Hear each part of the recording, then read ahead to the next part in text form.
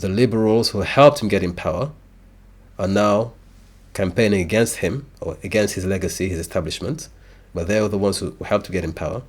And in fact, the liberal leader that they wanted and they want today was the Shah. Whether you consider liberalism a good thing or a bad thing, he was the guy they're asking for today.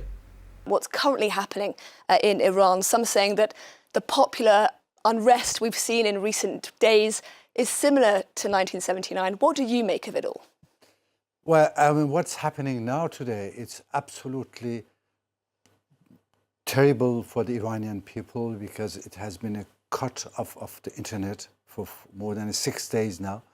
And it reminded me the days that have happened at the revolution. I mean, what's happening in Iran now, it's a real pre-revolution attitude in the people, and the government, they know about it. It is not about the oil or price of the gas or going, it's because people, they have enough of this government, of the mafiosi government, of the criminal that holding this whole people and the whole world and Middle East hostage for them.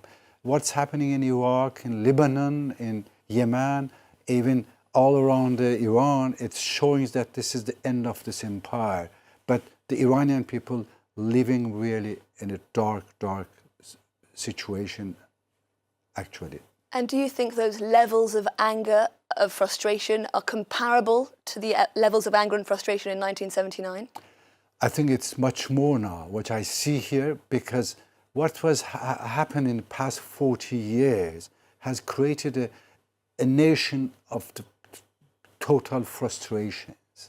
And this frustration over 40 years that lost everything. People have nothing now left for them, while they see all these ayatollahs and their families living in a lavish lives and their corruption of the billions of dollars, and people, almost more than the 10 million Iranian living under the level of the poverty, while the government and the ayatollahs, they have the billions of dollars. So that's why what's happening now in Iran, it's really, this is the real revolution. Everything they asked for was what he was doing for them with the White Revolution. So it's just, again, we're fickle as human beings, but we have to learn from history as a result of that. So let's look at some of the double-dealing shenanigans from the Americans and how they quickly turn around. And now they blame the previous president, Carter, for not having stuck through and helped their ally. Okay, let's look at a few examples of that, inshallah. The Shah is generally accepted as having been a very repressive and oppressive ruler. His Savak tortured and killed. He lived in considerable splendor and opulence while there was terrible poverty in his country. In your book, Leaders, you write that he was not ruthless enough in quashing those who threatened his nation's stability. Do you think he should have been more ruthless? Yes, I do, particularly in view of the fact that his opponents were not those who were basically more liberal, but because basically they were reactionary. They were the true reactionaries. Let's look at the Shah for just a moment and look at him very fairly. He actually was a progressive in a number of ways. He instituted a land reform program. He instituted a literacy program. He sent thousands of students from Iran to the United States, and particularly the United States, to study, and in other countries as well. He liberated women. The irony was that those he liberated, the women and the students he sent abroad, they came back and joined the revolutionary forces.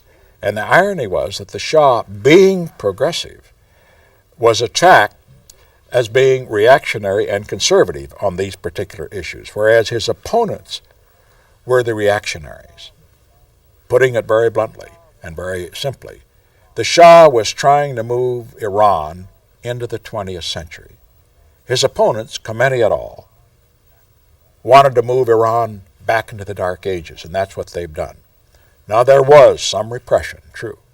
Now there is total repression. There may not have been enough land reform. Now there is none whatever. What I am simply suggesting is this, that when we look at the Shah, we have to look at him in terms of what he confronted. And he confronted revolutionary forces there that were not working, in my view, for what was best for Iran and certainly not best for ourselves. And most important from the United States standpoint, instead of having a friend in Iran, we now have one that is not only not a friend, but one that considers us to be the great Satan. Number one, instead of having a little bit of repression, I have total repression. Instead of a little bit of land, you have no land. Okay? He wasn't aggressive enough. He should have been more aggressive to crush these rebellions, these riots. And the irony of ironies, that those going against him were the liberal class, who were not liberal until he brought about liberal reforms. Right? So he created his own Einstein experiments, and they turned against him in favor for Khomeini and the more conservative right. So again, it just goes to show lessons from history, honestly. Lessons from history. Right? We need to learn these things. We need to look into these things. How are we going to repeat the same errors again tomorrow? If somebody says another Iranian revolution, right? Are we going to jump and support it again? Look at history again, okay? It's cyclical. And oftentimes people who are against the government don't even know what is going to come after this government comes into power and is removed. What's going to come after that? Okay, what's going to come after that? Are we going to have another call for another revolution in 50 years from now? So that was really an amazing. I liked, just very succinct, to the point. Listen, he wasn't brutal enough, and quite frankly, yes, there's some repression. There was repression, but look what we have now. Okay? So just amazing stuff. I think the whole, the entire revolution from the beginning, how it began initially to the very end, is a massive lesson. Is a massive lesson in contemporary history. We need to master this, understand it and learn it, unless we want to repeat the errors again and again and again and again. Now another video, again, the Americans, this time it's Reagan, they admit that they made an error. They admit it openly, right? It's important to see this with your own eyes. They admit it, because in 2024, we have a new crop of American presidents who are going the opposite way. They want to meddle again into Iranian politics. They want to go back again and instigate revolutions. Will they ever learn their lesson? Will they ever learn their lesson? Right? But more importantly, will we ever learn our lessons? Not to trust these people. Right? So let's look at the next video. I did criticize the president because of our undercutting of what was a stalwart ally, the Shah of Iran.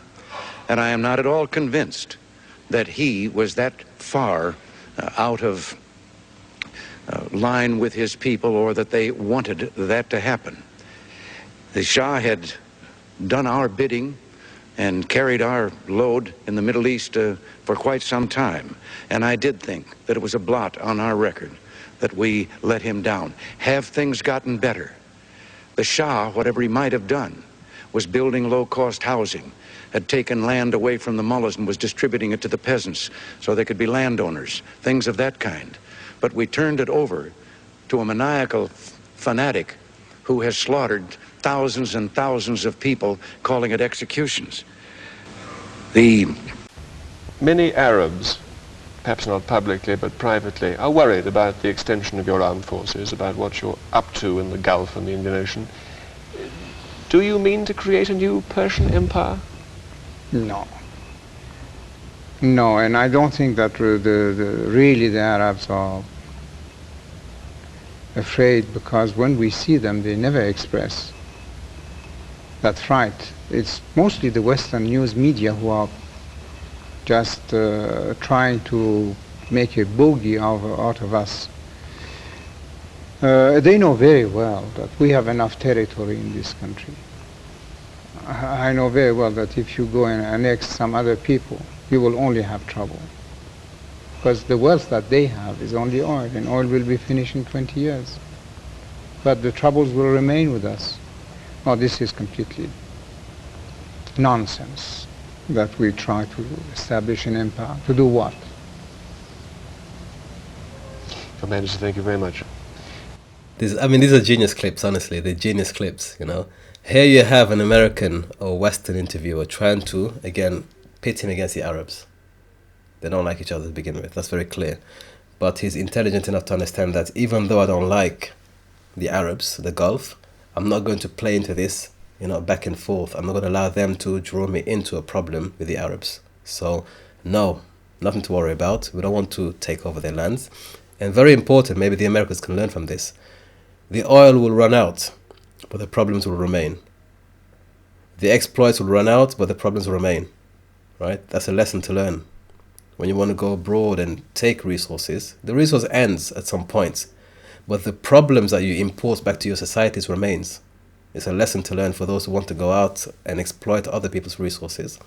You can spend that resource, but at the end of the day, what you bring upon your societies and upon your systems will remain. So very wise. I may sound like a pro-Shah advocate. I'm not a pro-Shah advocate, but I just appreciate wisdom when it's shown. So let's go back to the presentation. Again, if you have any questions, just feel free to jump in. You don't have to withhold. So he was betrayed, effectively. He's taken out. There's a bit of regret afterwards, after the events, regrets. And ever since then, his ex-allies are now working against Iran. Ever since then, they're working against Iran. Okay, but the Iranian establishment is very strong, resilient, and is able to withhold and withstand. They've been sanctioned how many times in the 80s? Sanctioned and put on lists, but they managed to maintain independence. Okay, there's a lot to learn from this. A lot to learn from this. Welcome to 𝗲𝗓𝗓𝗓, the world's leading online learning platform specializing in Islamic history. To discover the 𝗲𝗓𝗓𝗓 mobile app and participate in regular live and interactive seminars and tune in directly from your handset from anywhere in the world. Enjoy instant access to a growing catalog of on-demand streaming content exclusive to the platform, accessible from a variety of devices including desktops, tablets, and cell phones. Connect instantly with our global community of history enthusiasts via our private community forum. To find out more about our online history programs and resources, visit our website today at www.𝗲𝗓𝗓𝗏.com.